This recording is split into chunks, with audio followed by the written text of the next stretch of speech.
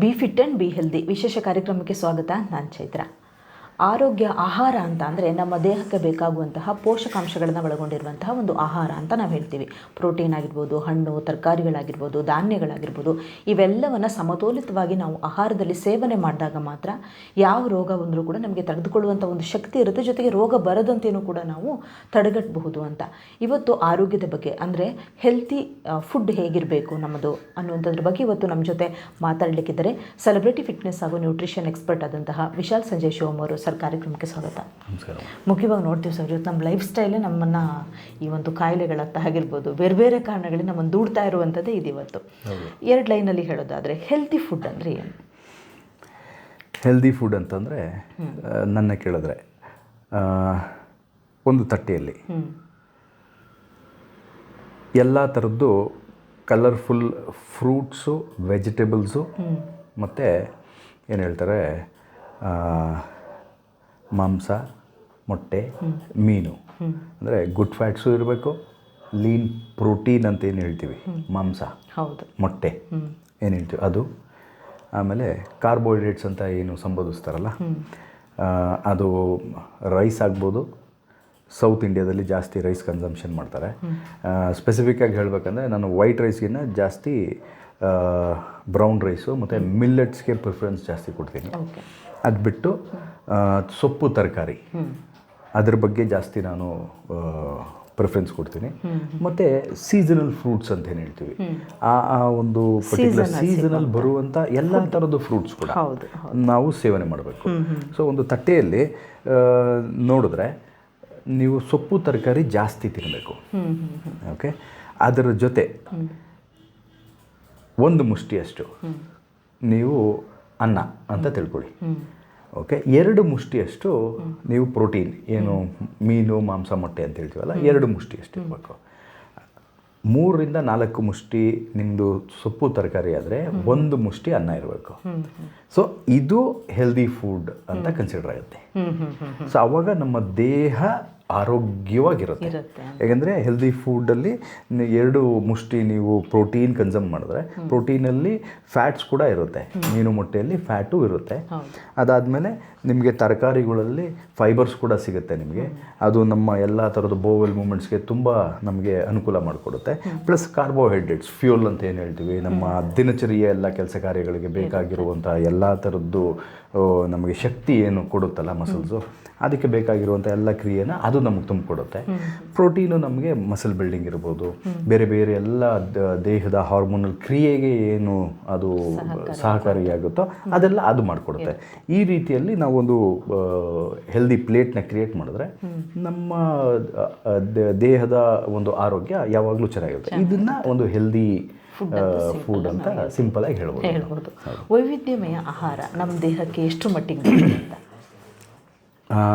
Variety food, for example ಈಗ ನಾನು ಈಗ ಮಾತಾಡ್ದಾಗ್ಲೇ ಈಗ ಮೋಸ್ಟ್ ಆಫ್ ದಿ ಟೈಮ್ಸು ನೋಡಿ, ಇಂಡಿಯಾ ಡಯಾಬಿಟಿಕ್ ಕಂಟ್ರಿ ಅಂತ ಹೇಳ್ತಾರೆ ಇಡೀ ಪ್ರಪಂಚದಲ್ಲಿ. ಯಾಕೆ ಡಯಾಬಿಟಿಕ್ ಕಂಟ್ರಿ ಅಂತ ಹೇಳ್ತಾರೆ ಅಂತ ನಾವು ವಿಚಾರ ಮಾಡಿದಾಗ, ಈಗ ನಾನೊಂದು ತಟ್ಟೆಯಲ್ಲಿ 2 ಮುಷ್ಟಿಯಷ್ಟು ಪ್ರೋಟೀನ್ ಇರಬೇಕು, 1 ಮುಷ್ಟಿಯಷ್ಟು ಕಾರ್ಬೋಹೈಡ್ರೇಟ್ಸ್ ಅಂದರೆ ಅನ್ನದ ಒಂದು ಪದಾರ್ಥ ಇರಬೇಕು, ಆಮೇಲೆ 3 ರಿಂದ 4 ಮುಷ್ಟಿಯಷ್ಟು ನಾನು ತರಕಾರಿ, ಸೊಪ್ಪು ತರಕಾರಿ ಇರಬೇಕು ಅಂತ ನಾನು ಹೇಳಿದೆ. ಆದರೆ ಇಲ್ಲಿ ಹೇಗೆ ನಮ್ಮ ಇಂಡಿಯನ್ ಪಾಪ್ಯುಲೇಷನ್ನು ತಿಂತಾರೆ ಅಂದರೆ 4 ರಿಂದ 5 ಮುಷ್ಟಿಯಷ್ಟು ಅನ್ನ ತಿಂತಾರೆ, ಕಾರ್ಬೋಹೈಡ್ರೇಟ್ಸ್ ತಿಂತಾರೆ. ಆಯಿತಾ, ಒಂದೇ ಒಂದು ಮುಷ್ಟಿ ಇದ್ದರೆ ಇತ್ತು, ಇಲ್ಲ ಅಂದರೆ ಇಲ್ಲ, ಪ್ರೋಟೀನ್ ಕಂಟೆಂಟ್ ತಿಂತಾರೆ.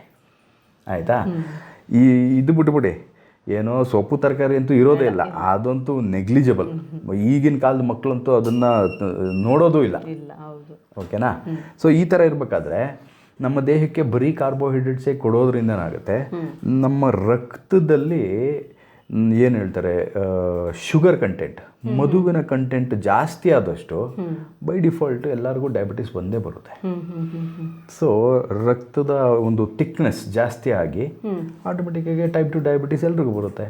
ಸೊ ಹಾಗಾಗಿ ಎಲ್ಲರೂ ಇವಾಗ ಚಿಕ್ಕ ವಯಸ್ಸಿನಲ್ಲೇ ಎಲ್ಲರೂ ಡಯಾಬಿಟಿಕ್ ಆಗ್ತಾ ಇದ್ದಾರೆ. ಯಾಕೆ ಅಂತಂದರೆ ಕಾರ್ಬೋಹೈಡ್ರೇಟ್ ಕಂಟೆಂಟ್ ಜಾಸ್ತಿ ತಿನ್ನೋದ್ರಿಂದ. ಪ್ರೊಸೆಸ್ಡ್ ಫುಡ್ಸ್ ಏನು ಹೇಳ್ತಾರೆ, ಈಗ 2 ಬಿಸ್ಕೆಟ್ ತಿನ್ನಿ ನೀವು, ಆ 2 ಬಿಸ್ಕೆಟ್ಟು ಪ್ರೊಸೆಸ್ಡ್ ಆಯಿಲ್, ಪಾಮ್ ಆಯಿಲಲ್ಲಿ ಮಾಡಿರ್ತಾರೆ, ಮೈದಾದಲ್ಲಿ ಮಾಡಿರ್ತಾರೆ. ಅದು ಎಷ್ಟು ಫಾಸ್ಟಾಗಿ ನಿಮ್ಮ ಬ್ಲಡ್ ಗ್ಲೂಕೋಸ್ ಲೆವೆಲ್ನ ರೈಸ್ ಮಾಡುತ್ತೆ ಅಂದರೆ ನಿಮ್ಮ ಒಂದು ರಕ್ತದಲ್ಲಿ ಬ್ಲಡ್ನ ಅದು ಇನ್ಫ್ಯೂಸ್ ಮಾಡಿ ಅದನ್ನ ಸ್ಪೈಕ್ ಮಾಡುತ್ತೆ ಅಂದರೆ ಅಷ್ಟು ಫಾಸ್ಟಾಗಿ ಮಾಡೋದ್ರಿಂದ ನೀವು ಪ್ರತಿ ಸಲ ಈ ಥರದ ಸ್ಮಾಲ್ ಐಟಮ್ ನಾನು ಎರಡೇಡು ಬಿಸ್ಕೆಟ್ ತಿಂದೆ, ನಾನು ಜಾಸ್ತಿ ತಿನ್ನಲಿಲ್ಲ ಅಂತ ಹೇಳ್ತೀರ ಅಷ್ಟೇ ಹೊರತು ಅದು ಎಷ್ಟು ಫಾಸ್ಟಾಗಿ ನಿಮ್ಮ ಗ್ಲೂಕೋಸ್ ಲೆವೆಲ್ ರೈಸ್ ಮಾಡ್ತಾ ಇದೆ ಅಂತ ಯಾರೂ ಅದನ್ನು ಕೂತು ವಿಚಾರ ಮಾಡೋದಿಲ್ಲ. ಸೊ ಈ ಥರ ಮಾಡೋದ್ರಿಂದ ಏನಾಗುತ್ತೆ, ಬೈ ಡಿಫಾಲ್ಟ್ ನೀವು ಡಯಾಬಿಟಿಕ್ ಆಗೇ ಆಗ್ತೀವಿ ಅಲ್ವಾ. ಇದೇ ಕಾರಣಕ್ಕೇ ನಾವು ವೆರೈಟಿ ಫುಡ್, ವೈವಿಧ್ಯಮದ ಒಂದು ಆಹಾರ ಯಾಕೆ ಇಂಪಾರ್ಟೆಂಟ್ ಅಂದರೆ ನಮ್ಮ ಬ್ಲಡ್ ಗ್ಲೂಕೋಸ್ ಲೆವೆಲ್ಸ್ನ ನಾವು ಬ್ಯಾಲೆನ್ಸ್ ಮಾಡಬೇಕು. 2, 3 ಅವರ್ 4 ಅವರು ಅದು ಕಂಟಿನ್ಯೂಸ್ ಆಗಿ ಒಂದೇ ಥರ ಬ್ಯಾಲೆನ್ಸ್ಡ್ ಆಗಿದ್ದಾಗ ಏನಾಗುತ್ತೆ, ನಮಗೆ ಈ ಥರ ಒಂದು ಡಯಾಬಿಟಿಕ್ ಆಗಲಿ, ಹೈ ಬ್ಲಡ್ ಪ್ರೆಷರ್ ಆಗಲಿ, ಈ ಥರದ್ದು ಯಾವುದೇ ಥರದ್ದು ಮೆಟಬಾಲಿಕ್ ಸಿಂಡ್ರಮ್ಸ್ ಬರೋದಿಲ್ಲ. ಸೊ ಈ ಕಾರಣಕ್ಕೇ ನಾವು ಸೊಪ್ಪು ತರಕಾರಿ ತಿನ್ನಬೇಕು ಅಂತ ಹೇಳಿದೆ. ಯಾಕೆಂದರೆ ಅದು ಬ್ಲಡ್ ಗ್ಲೂಕೋಸ್ ಲೆವೆಲ್ಸ್ ರೈಸ್ ಮಾಡಲ್ಲ. ಲೀನ್ ಪ್ರೋಟೀನ್ ನಾವೀಗ ಮಾತಾಡೋಲ್ಲ, ಮೊಟ್ಟೆ, ಮೀನು ಇಂಥದ್ದೆಲ್ಲ ತಿನ್ನೋದ್ರಿಂದ ಬ್ಲಡ್ ಗ್ಲೂಕೋಸ್ ಲೆವೆಲ್ಸ್ ರೈಸ್ ಆಗೋದ್ರಿಂದ, ಸ್ಮಾಲ್ ಕ್ವಾಂಟಿಟಿಯಲ್ಲಿ ಒಂದು ಮುಷ್ಟಿಯಷ್ಟು ಅನ್ನ ತಿನ್ನೋದ್ರಿಂದ ಯಾವುದೇ ಕಾರಣಕ್ಕೂ ನಿಮ್ಮ ಬ್ಲಡ್ ಗ್ಲೂಕೋಸ್ ರೈಸ್ ಆಗೋದಿಲ್ಲ. ಸ್ವಲ್ಪ ಫ್ಯಾಟ್ಸ್, ಗುಡ್ ಫ್ಯಾಟ್ಸು, ತುಪ್ಪ ತಿನ್ನೋದ್ರಿಂದ, 1 ಚಮಚ ತುಪ್ಪ ತಿನ್ನೋದ್ರಿಂದ ಯಾವುದೇ ಥರದ ತೊಂದರೆ ಇಲ್ಲ. ಒಳ್ಳೊಳ್ಳೆ ಆಹಾರ ತಿನ್ನೋದ್ರಿಂದ ನಿಮ್ಮ ದೇಹಕ್ಕೆ ಯಾವುದೇ ಥರದ್ದು ಹಾನಿ ಇಲ್ಲ. ಆದರೆ ಇವ್ರು ತಿನ್ನೋದೆಲ್ಲ ಹೇಳ್ದನಲ್ಲ, ನಾನು ಹೇಳಿದ್ರಲ್ಲಿ ಎಲ್ಲ ಉಲ್ಟನೇ ಮಾಡೋದು. ನಮ್ಮ ಇಡೀ ದೇಶದಲ್ಲಿ ಇರೋವಂಥ ಪದ್ಧತಿ ಈ ಥರ ಆಗಿದೆ. ಮುಂಚೆ ಇರಲಿಲ್ಲ ಆ ಥರ. ಈಗೆಲ್ಲ ಏನು ಮಾಡಿದ್ದಾರೆ, ಹೊರ ದೇಶದವ್ರನ್ನ ಇವ್ರು ಏನು ಮಾಡ್ತಾರೆ, ಅನುಸರಿಸ್ತಿದ್ದಾರೆ. ವೆಸ್ಟರ್ನೈಸ್ಡ್ ಕಲ್ಚರ್ನ ಇವರು ಅನುಸರಿಸ್ತಾ ಇರೋ ಒಂದೇ ಒಂದು ಕಾರಣಕ್ಕೆ ನಮ್ಮ ದೇಶದಲ್ಲಿ ಈಗ ಅನಾರೋಗ್ಯ ಜಾಸ್ತಿ ಆಗ್ತಾ ಇದೆ. ಇದೇ ಕಾರಣಕ್ಕೇ variety of food is very important ಅಂತ ನಾನು ಹೇಳಲಿಕ್ಕೆ ಇಷ್ಟಪಡ್ತೀನಿ. ಹೌದು, ನೀವು ಹೇಳಿದ್ರೆ ಸೊಪ್ಪು ತರಕಾರಿ ಕಾಮನ್ ಆಗಿ ಎಲ್ಲರೂ ಕೂಡ ಅಂದರೆ ಸಾಮಾನ್ಯ ಜನರು ಯೂಸ್ ಮಾಡ್ತಾರೆ. ಆದರೆ ಇನ್ನು ಕೆಲವರು ಏನು ಮಾಡ್ತಾರೆ ಅಂದರೆ ಈ ಸೊಪ್ಪು ತರಕಾರಿನ ಕಮ್ಮಿ ಮಾಡಿ, ನೀವು ಹೇಳಿದ್ರೆ ಕಮ್ಮಿ ಮಾಡ್ತಾರೆ ಅಂತ, ಮೀನು, ಮೊಟ್ಟೆ, ಮಾಂಸ ಇದ್ರ ಕಡೆ ಹೆಚ್ಚಿನ ಗಮನ ಕೊಡ್ತಾರೆ ಮತ್ತು ಜಾಸ್ತಿ ಅವರು ಅದನ್ನು ಯೂಸ್ ಮಾಡ್ತಾರೆ. ಇದು ಯಾವ ರೀತಿ ಅವರಿಗೆ ಎಫೆಕ್ಟ್ ಆಗುತ್ತೆ ಬಾಡಿಗೆ? ಒಳ್ಳೆ ಪ್ರಶ್ನೆ ಕೇಳಿದ್ರೆ. ಓಕೆ, ಮೀನು, ಮೊಟ್ಟೆ, ಮಾಂಸ ಇದೆಲ್ಲ ತಿಂದರೆ ಇದರಿಂದ ಅಡ್ವಾಂಟೇಜಸ್ಸು ಇದೆ, ಡಿಸ್ಅಡ್ವಾಂಟೇಜಸ್ ಕೂಡ ಇದೆ. ಓಕೆನಾ? ಅಡ್ವಾಂಟೇಜಸ್ಸು ನಾನು ಹೇಳಿದ ರೀತಿಯಲ್ಲಿ ಇದು ನಮಗೇನು ಮಾಡುತ್ತೆ ಅಂತಂದರೆ, ನಮಗೆ ಯಾವುದೇ ಥರದ್ದು ಬ್ಲಡ್ ಗ್ಲೂಕೋಸ್ ಲೆವೆಲ್ಸ್ ರೈಸ್ ಆಗೋದಕ್ಕೆ ಬಿಡೋದಿಲ್ಲ, ಮಸಲ್ ಮಾಸ್ ಇನ್ಕ್ರೀಸ್ ಮಾಡೋದಕ್ಕೆ ಹೆಲ್ಪ್ ಮಾಡುತ್ತೆ, ಲಾಟ್ ಆಫ್ ಏನಂದರೆ ಹಾರ್ಮೋನಲ್ ಬ್ಯಾಲೆನ್ಸಸ್ಗೆ ಇದೆಲ್ಲ ನಮಗೆ ಡೆಫಿನೆಟ್ಲಿ ಹೆಲ್ಪ್ ಮಾಡುತ್ತೆ. ಅದ್ರದ್ದು ಡಿಸ್ಅಡ್ವಾಂಟೇಜಸ್ ಏನು ಅಂತಂದರೆ, ಕಾನ್ಸ್ಟಿಪೇಷನ್ ಆಗುತ್ತೆ, ನಮ್ಮ ಬೋವೆಲ್ ಮೂವ್ಮೆಂಟ್ಸ್ಗೆ ತುಂಬ ತೊಂದರೆ ಮಾಡುತ್ತೆ, ನಮ್ಮ ಇಂಟೆಸ್ಟೈನ್ಸ್ಗೆ ತೊಂದರೆ ಮಾಡುತ್ತೆ. ಯಾಕೆ ಅಂದರೆ ಇದರಲ್ಲಿ ಫೈಬರ್ಸ್ ಇರಲ್ಲ. ಯಾವ ಫೈಬರ್ಸು ನಮಗೆ ಸೊಪ್ಪು ತರಕಾರಿಯಲ್ಲಿ ಸಿಗುತ್ತೋ, ಪ್ಲಾಂಟ್ ಬೇಸ್ಡ್ ಫುಡಲ್ಲಿ ಸಿಗುತ್ತೋ, ನಮಗೆ ನಾನ್ ವೆಜಿಟೇರಿಯನ್ ಫುಡಲ್ಲಿ ಸಿಕ್ಕಲ್ಲ. ಅವಾಗೇನಾಗುತ್ತೆ, ನಮ್ಗೆ ಎಂಟೈರ್ ಇಂಟೆಸ್ಟೈನ್ ಏನಿದೆಯೋ ಅದನ್ನು 2ನೇ ಬ್ರೈನ್ ಅಂತ ಹೇಳ್ತಾರೆ, ಹ್ಯೂಮನ್ಸ್ 2nd ಬ್ರೈನ್ ಅಂತ ಹೇಳ್ತಾರೆ ಇಂಟೆಸ್ಟೈನ್ನ. ಎಂಟೈರ್ ಜೀರ್ಣಕ್ರಿಯೆ ಇದೆಯಲ್ಲ ಅದು ಸ್ಟಮಕಲ್ಲಿ ಆಗೋಲ್ಲ.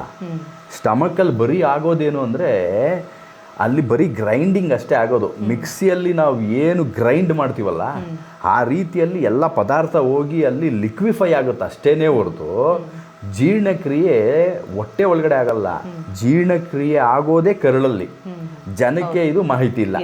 ಎಲ್ಲ ಏನು ಅನ್ಕೊಂಡ್ರೆ ಹೊಟ್ಟೆಲಾಗುತ್ತೆ ಅಂತ ಅನ್ಕೊಳ್ತಾರೆ.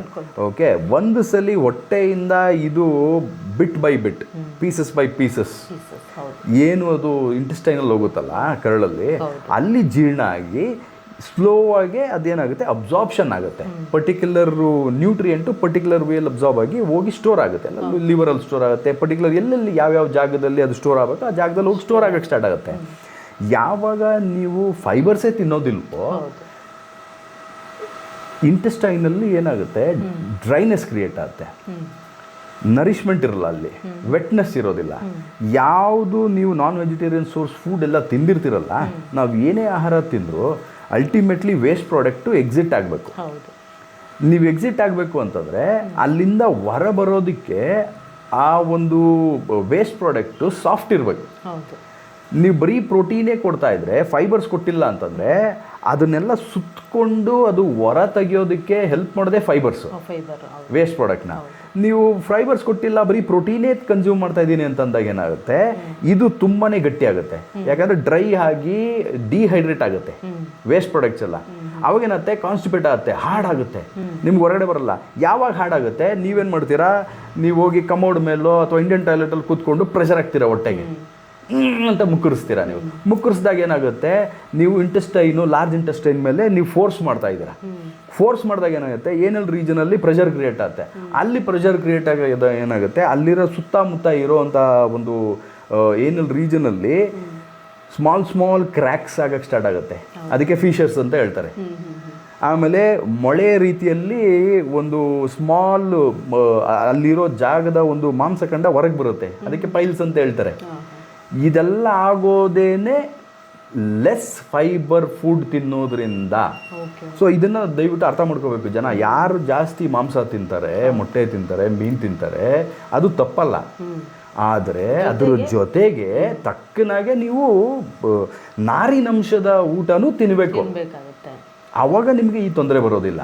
ನೀವು ಯಾವಾಗ ತಿನ್ನಲ್ಲ ಅವಾಗ ಈ ತೊಂದರೆ ಆಗುತ್ತೆ. ಸೊ ಹಾಗಾಗಿ ಎರಡೂ ಇಂಪಾರ್ಟೆಂಟೇ. ನಿಮಗೆ ಗೊತ್ತಿರಬೇಕಷ್ಟೇ. ನೀವು ಮಾಂಸ ಮೊಟ್ಟೆ ಎಲ್ಲ ತಿಂತೀನಿ ಅಂದರೆ ಫೈಬರ್ಸ್ ರಿಚ್ ಫುಡ್ಡು ಕೂಡ ನೀವು ಕನ್ಸ್ಯೂಮ್ ಮಾಡಬೇಕಾಗುತ್ತೆ. ಇದನ್ನು ಬಿಟ್ಟು ಅದನ್ನು ತಿನ್ನೋಂಗಿಲ್ಲ, ಅದನ್ನು ಬಿಟ್ಟು ಇದನ್ನು ತಿನ್ನೋಂಗಿಲ್ಲ. ಹಾಗೆ ಎರಡೂ ತಕ್ಕಡಿಯಲ್ಲಿ ನೋಡಬೇಕು ಅಂದರೆ ಈಕ್ವಲ್ ಆಗಿ ಬ್ಯಾಲೆನ್ಸ್ ಮಾಡಬೇಕಾಗತ್ತೆ. ನೀವು ದಯವಿಟ್ಟು ಅದನ್ನು ಮಾಡಿದಾಗ ನಿಮ್ಗೆ ಯಾವುದೇ ಥರದ ತೊಂದರೆ ಇಲ್ಲ. ಸೊ ಆ ರೀತಿಯಲ್ಲಿ ಹೇಳಬೇಕು ಅಂತಂದರೆ ಪ್ರೋಟೀನು ಇಂಪಾರ್ಟೆಂಟ್, ಮಾಂಸ ಮೊಟ್ಟೆ ಮೀನು ಇಂಪಾರ್ಟೆಂಟ್ ಆಗುತ್ತೆ. ಪ್ಲಸ್ಸು ಸಸ್ಯಾಹಾರಿಯಲ್ಲಿ ನಾರಿನಂಶ ಪದಾರ್ಥಗಳೂ ಇಂಪಾರ್ಟೆಂಟ್ ಆಗುತ್ತೆ. ವೆಜಿಟೇರಿಯನ್ ಫುಡ್ ಕೂಡ ಇಂಪಾರ್ಟೆಂಟ್ ಆಗುತ್ತೆ. ಹಾಗೆ ಸರ್, ನೀವು ಹೇಳಿದ್ರೆ ಈಗ ನಮ್ಮ ಆಹಾರದಲ್ಲಿ ಚಿಕನ್ ಕೂಡ ಇರಬೇಕು, ಈ ಥರ ನಾನ್ ವೆಜ್ ಐಟಮ್ಸ್ಗಳು ಕೂಡ ಇರಬೇಕು, ಜೊತೆಗೆ ತರಕಾರಿ ಸೊಪ್ಪು ಅದು ಇರಬೇಕು ಅಂತ ನೀವು ಹೇಳಿದ್ರಿ. ಈಗ ಎಷ್ಟೋ ಜನ ಹೇಳ್ತಾರೆ ಈ ಕೋಳಿಗಳಿಗೆಲ್ಲ ಇಂಜೆಕ್ಷನ್ ಕೊಡ್ತಾರೆ, ಇದರಿಂದ ಕೆಲವೊಂದಿಷ್ಟು ಎಫೆಕ್ಟ್ಗಳಾಗುತ್ತೆ, ಅದು ಯಾವ ಥರ ಹಿಂಗೆ ಅಂತ? ಮೇಡಮ್, ಇವಾಗ ಎಲ್ಲೇ ಹೋಗಿ ಓಕೆ, ಈಗೇನಾಗಿದೆ ಅಂದರೆ ಕಾಲ ಪ್ರಾಫಿಟಬಲ್ ಆಗಿಬಿಟ್ಟಿದೆ ಎಲ್ಲ. Whether it is pharmacy industry ಇರ್ಬೋದು, ಮೆಡಿಕಲ್ ಇಂಡಸ್ಟ್ರಿ ಇರ್ಬೋದು, ಅಥವಾ ಈ ಥರ ಒಂದು ಮಾಂಸ ಮೀನು ಮೊಟ್ಟೆ ಇಂಡಸ್ಟ್ರಿ ಇರ್ಬೋದು, ಈವನ್ ತರಕಾರಿ ಕೂಡ. ಮೇಡಮ್, ನೀವು ತರಕಾರಿನೂ ಬಿಡಬೇಡಿ, ಅದನ್ನು ಹೇಳಿ, ಯಾಕಂದರೆ ಎಲ್ಲ ಪ್ರಾಫಿಟಬಲ್ ಆಗಿದೆ. ಮೊಟ್ಟೆ ಅಂದಾಗ ಪ್ಲಾಸ್ಟಿಕ್ ಮೊಟ್ಟೆಗಳು ಮೇಡಮ್, ಪ್ಲಾಸ್ಟಿಕ್ ಮೊಟ್ಟೆ ಬಿಟ್ಬಿಡಿ, ಅಕ್ಕಿ ಕೂಡ ಪ್ಲಾಸ್ಟಿಕ್ ಅಕ್ಕಿ ಕೂಡ ಇದೆ, ಆಯಿತಾ? ನಾವು ನಿಜವಾಗ್ಲೂ ಇದ್ರ ಬಗ್ಗೆ ಹಂಗೆ ಇನ್ನೂ ಸೂಕ್ಷ್ಮವಾಗಿ ಹೋಗ್ತಾ ಇದ್ರೆ, ಮೈಕ್ರೋಸ್ಕೋಪಿಕ್ ಲೆವೆಲಲ್ಲಿ ಹೋಗ್ತಾ ಇದ್ರೆ, ನಾನು ಲಿಸ್ಟ್ ಕೊಟ್ಟರೆ ಆಮೇಲೆ ಈಗ ಮಾಡ್ತಾ ಇದಾರಲ್ಲ ಹಗರಣ, ಅವರೆಲ್ಲ ನಿಮ್ಮಿಂದನೂ ಬಿಡ್ತಾರೆ, ನನ್ನಿಂದನೂ ಬೀಳ್ತಾರೆ, ಗ್ಯಾರಂಟಿ. ನಾವು ಹುಡ್ಕೊಂಡ್ಬರ್ತಾರೆ, ಇವರಿಬ್ಬರು ಎಲ್ಲಿ ಸಿಗ್ತಾರೋ ಇವ್ರಿಗೆ ಹೊಡೆಯೋಣ ಅಂತ, ಆಯಿತಾ? ಸೊ ಅದನ್ನು ಆಮೇಲೆ ಮಾತಾಡೋಣ ಬಿಡಿ. ಈಗ ಮೇಯ್ನ್ ಸಬ್ಜೆಕ್ಟ್ ಬಗ್ಗೆ ಮಾತಾಡೋಣ. ಓಕೆ, ಬಿಕಾಸ್ ಎಲ್ಲರಿಗೂ ಒಂದು ವ್ಯಾಪಾರ ಅಂದಮೇಲೆ ಅದರಲ್ಲಿ ಮುನಾಫಾ ನುಕ್ಸಾನ್ ಅಂತ ಹೇಳ್ತಾರೆ. ಓಕೆ, ಪ್ರಾಫಿಟ್ ಆ್ಯಂಡ್ ಲಾಸ್ ಅಂತ. ಎಲ್ಲರೂ ಈಗ ಏನು ಮಾಡಿದ್ದಾರೆ ಅಂದರೆ ನೋ ಲಾಸ್ ಬಿಸ್ನೆಸ್ ಮಾಡ್ಕೊಳ್ಳೋಣ ಅಂತ ಒಂದು ಕಾನ್ಸೆಪ್ಟ್ ಮಾಡ್ಕೊಂಡಿದ್ದಾರೆ. ಓಕೆನಾ? ಇವಾಗ ಒಂದು ಚಿಕ್ಕ ಕೋಳಿ ಮೊಟ್ಟೆಯಿಂದ ಮರಿಯಾಗುತ್ತೆ ಅಂತ ತಿಳ್ಕೊಳ್ಳೋಣ, ನಾಟಿ ಕೋಳಿ ಅಂತ ತಿಳ್ಕೊಳ್ಳೋಣ. ಅದು 1 kg ಬರಬೇಕು ಅಂತಂದರೆ ತೂಕ ಕಡಿಮೆ ಅಂದರು 8 ತಿಂಗಳಿಂದ 1 ವರ್ಷ ತಗೊಳುತ್ತೆ ನ್ಯಾಚುರಲ್ ಆಗಿ. ಏನು, ಬೀದಿಯಲ್ಲಿ ಬಿಟ್ಟರೆ ಅಲ್ಲಿ ಇಲ್ಲಿ ಮೇಯ್ಕೊಂಡು ಫೀಲ್ಡಲ್ಲೆಲ್ಲ ಬಿಟ್ಟರೆ ಅದು ಹುಳ ಉಪ್ಪಟೆ ಗೆದ್ದಲು ಜಿರಳೆ ಪಲ್ಲಿ ಅದು ಇದು ಏನೋ ಒಂದು ತಿನ್ಕೊಂಡು, ಎರೆಹುಳ ಅದು ಇದು ತಿನ್ಕೊಂಡು ಬೆಳೆಯೋದಕ್ಕೆ 8 ರಿಂದ 1 ವರ್ಷ ತಗೊಳುತ್ತೆ 1 kg ಅಷ್ಟು ತೂಕ ಬರೋದಕ್ಕೆ. ನೀವು ಅದೇ ಈಗ ನಾಟಿ ಕೋಳಿನೇ ತೊಗೊಳ್ಳಿ, ಯಾವುದೋ ಒಂದು ಫಾರ್ಮಲ್ಲಿ ಬೆಳೀತಾ ಇದ್ದಾರೆ ಅಂತ ತಿಳ್ಕೊಳ್ಳೋಣ. ನೀವು ಎಲ್ಲ ಹೋಗಿ ಬೇಕಾದ್ರೆ ಒಂದು ಪರೀಕ್ಷೆ ಮಾಡಿ. ನೀವು ಫಾರ್ಮ್ಗೆ ಹೋಗ್ಬಿಟ್ಟು ನಾಟಿ ಕೋಳಿ ಬೆಳೆಸ್ತಾ ಇದ್ದಾರಲ್ಲ, ಅಲ್ಲಿ ಹೋಗಿ ನೋಡಿದ್ರೆ ಎಲ್ಲ ಒಂದೇ ಕಡೆ ಇರುತ್ತೆ, ಎಲ್ಲ ಒಂದು ಕಡೆ ಬೆಳೆಸ್ತಾ ಇರ್ತಾರೆ, ಒಂದು ಕಡೆ ಗೂಡಲ್ಲಿ ಹಾಕಿರ್ತಾರೆ, ಇವರೇ ಫೀಡ್ ತೊಗೊಂಬಂದು ಹಾಕ್ತಾರೆ. ಆ ಫೀಡಲ್ಲಿ ಕೂಡ ಇವರು ಹಾರ್ಮೋನ್ಸ್ನ ಹಾಕಿರ್ತಾರೆ. ಓಕೆನಾ? ಅದು ಬಿಟ್ಟು ಇದಕ್ಕೆ ಇಂಜೆಕ್ಟ್ ಕೂಡ ಮಾಡ್ತಾರೆ, ಹಾರ್ಮೋನ್ಸ್ನ ಇಂಜೆಕ್ಟ್ ಮಾಡ್ತಾರೆ. ಯಾಕೆ ಆ ಹಾರ್ಮೋನ್ಸ್ನ ಇಂಜೆಕ್ಟ್ ಮಾಡ್ತಾರೆ ಅಂದರೆ, ನಾನು ಒಂದು ಎಪಿಸೋಡಲ್ಲಿ ನಾನು ಸ್ಟಿರಾಯ್ಡ್ಸ್ ಬಗ್ಗೆ ಮಾತಾಡಿದ್ವಿ. ನಾವು ಹೇಗೆ ಅದು ಮಾಂಸಖಂಡಗಳನ್ನ ಹೆಚ್ಚಿಸುತ್ತೆ ಅಂತ ನಾವು ಮಾತಾಡಿದ್ವಿ. ನಾವು ಆ್ಯಥ್ಲೀಟ್ಸು ಮತ್ತು ಬಾಡಿ ಬಿಲ್ಡರ್ಸ್ ಎಲ್ಲ ಯೂಸ್ ಮಾಡ್ತಾರೆ ಮಾಂಸಖಂಡ ಬೇಗ ಬೆಳೆಸೋದಕ್ಕೆ ಅಂತ. ಅದೇ ಕಾನ್ಸೆಪ್ಟನ್ನ ಇದಕ್ಕೂ ಯೂಸ್ ಮಾಡ್ತಾರೆ. ಏನು, ಕೋಳಿಗಾಗಲಿ ಕುರಿ ಮೇಕೆ ದನ ಏನೆಲ್ಲ ತಿಂತಾರೋ ಅದೆಲ್ಲದಕ್ಕೂ ಹಾಕ್ತಾರೆ, ಇಂಜೆಕ್ಟ್ ಮಾಡ್ತಾರೆ. ಯಾವ ಕೋಳಿ 1 kg 8 ತಿಂಗಳಿಂದ 1 ವರ್ಷ ತಗೋಬೇಕೋ ಅದು ಆಲ್ಮೋಸ್ಟ್ 30 ರಿಂದ 36 ದಿನಕ್ಕೆ 1 kg 1.25 kg ಬರುತ್ತೆ. 2.5 kg ಬರುತ್ತೆ ಸರ್. ಯೋಚನೆ ಮಾಡಿ, 1 ವರ್ಷ ಎಲ್ಲಿ, 1.5 ತಿಂಗಳು ಎಲ್ಲಿ ಮೇಡಮ್? ಯೋಚನೆ ಮಾಡಿ. ಅಂಥ ಒಂದು ಆಹಾರನ ನಾವು ಸೇವನೆ ಮಾಡಿದ್ರೆ ನಮ್ಮ ದೇಹದ ಮೇಲೆ ಅದು ಮಾಡುವಂಥ ದುಷ್ಪರಿಣಾಮಗಳು ಯಾವ ಲೆವೆಲ್ಗಿರುತ್ತೆ ಅಂತ ನೀವು ಯೋಚನೆ ಮಾಡಿ. ಎಲ್ಲ ಫಾರಮ್ ಕೋಳಿಗಳೇ ತಿನ್ನೋದು.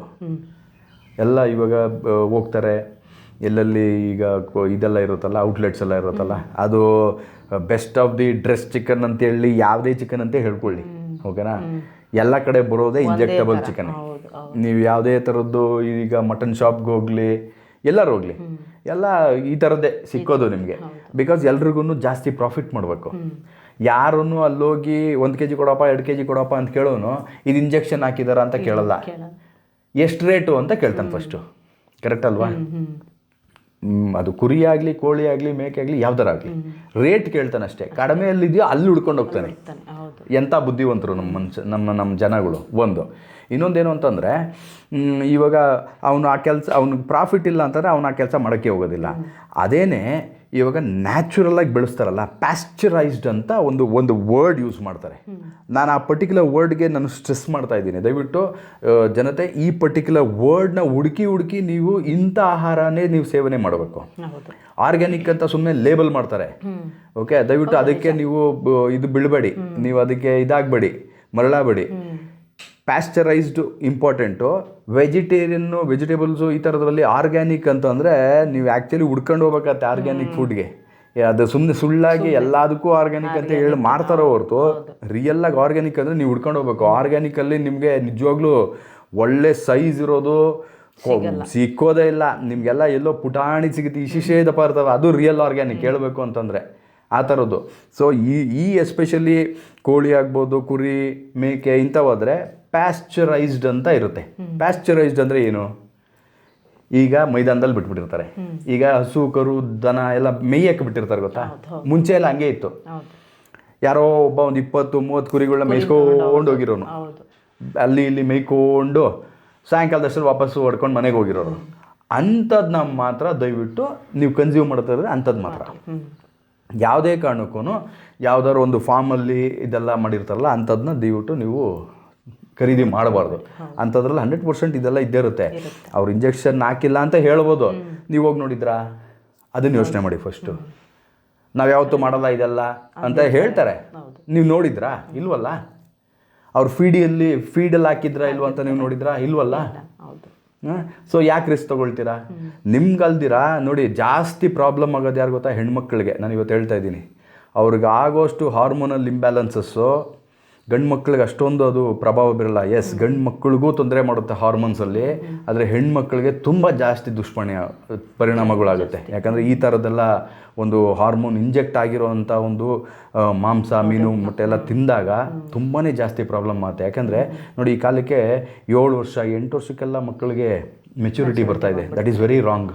ಆ ಥರ ಆಗಬಾರ್ದು. ಈ ವಯಸ್ಸಿಗೆಲ್ಲ ಅವ್ರು ಮೆಚ್ಯೂರ್ ಆಗಲೇಬಾರ್ದು. ದಯವಿಟ್ಟು ಅರ್ಥ ಮಾಡ್ಕೊಳ್ಳಿ. ಅದೆಲ್ಲ ಯಾಕೆ ಆಗ್ತಾ ಇದೆ ಅಂತಂದರೆ ಇದೇ ಕಾರಣಕ್ಕೆ. ಚಿಕ್ಕ ವಯಸ್ಸಿಗೆಲ್ಲ PCOD ಪ್ರಾಬ್ಲಮ್ ಬರ್ತಾ ಇದೆ. ಅದೆಲ್ಲ ಆಗ್ತಾ ಇರೋದು ಯಾಕೆ ಅಂದ್ಕೊಂಡ್ರಿ? ಇದೇ ಕಾರಣಕ್ಕೇನೆ.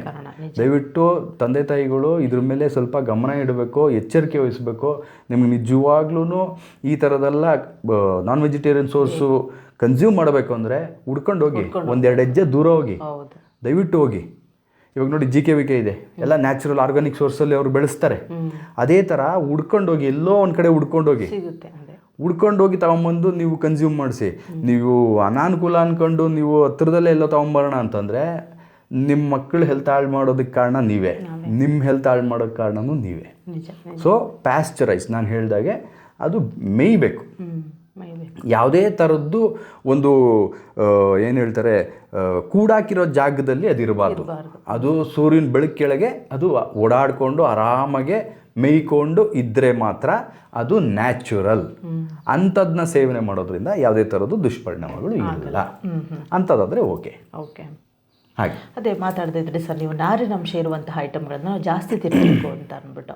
ಈ ನಾರಿನಂಶ ಇರುವಂತಹ ಅಂಶಗಳು ಅಂದರೆ ಆ ಥರ ಒಂದು ತರಕಾರಿ ಆಗ್ಬೋದು, ಸೊಪ್ಪು, ಇವೆಲ್ಲ ಯಾವ್ಯಾವ ಬರುತ್ತೆ ಅಂತ ನೋಡಿ. ಇವಾಗ ತರಕಾರಿಯಲ್ಲಿ ಹೇಳಬೇಕು ಅಂತಂದರೆ, ಫಾರ್ ಎಕ್ಸಾಂಪಲ್ಲು ಸೊಪ್ಪು, ನಾರಿನಂಶ ತುಂಬ ಚೆನ್ನಾಗಿರುತ್ತೆ. ಓಕೆನಾ? ಆಮೇಲೆ ಕ್ರೂಸಿಫರಸ್ ವೆಜಿಟೇಬಲ್ಸ್ ಅಂತ ಹೇಳ್ತೀವಿ. ಈ ಹೂಕೋಸು, ಆಮೇಲೆ ಬ್ರಾಕಲಿ ಈಸ್ ಮ್ಯಾನ್ ಮೇಡ್, ಮನುಷ್ಯ ಕ್ರಿಯೇಟ್ ಮಾಡಿರೋವಂಥದ್ದು. ಆದರೆ ಹೂಕೋಸು ಮನುಷ್ಯ ಕ್ರಿಯೇಟ್ ಮಾಡಿರೋದಲ್ಲ, ಅದು ನೇಚರ್ ಕ್ರಿಯೇಟೆಡ್. ಮನುಷ್ಯ ನೋಡಿ, ಹೂಕೋಸ್ ಥರನೇ ಇರುತ್ತೆ ಬ್ರಾಕಲಿ, ಹೂಕೋಸ್ ಥರನೇ ಬ್ರಾಕಲಿನ ಮನುಷ್ಯ ಕ್ರಿಯೇಟ್ ಮಾಡಿರೋದು. ಸೊ ಅದನ್ನು ತಿನ್ಬೋದು. ಓಕೆ, ಇಂಥದ್ದೆಲ್ಲ ಜಾಸ್ತಿ ನಾರಿನಂಶ ಇರುತ್ತೆ. ಪ್ಲಸ್ ಮಿಲ್ಲೆಟ್ಸ್, ಏನು ನಾವು ಸಾಮೆ, ಅರ್ಕ, ನವಣೆ, ಗೋಧುಲು ಇದೆಲ್ಲ ಇದೆಯಲ್ಲ, ಇದರಲ್ಲಂತೂ ತುಂಬ ಚೆನ್ನಾಗಿರುತ್ತೆ. ನಾರಿನಂಶನೂ ತುಂಬ ಚೆನ್ನಾಗಿರುತ್ತೆ. The best of the complex carbohydrates ಅಂತ ನಾನು ಹೇಳ್ಬೋದು.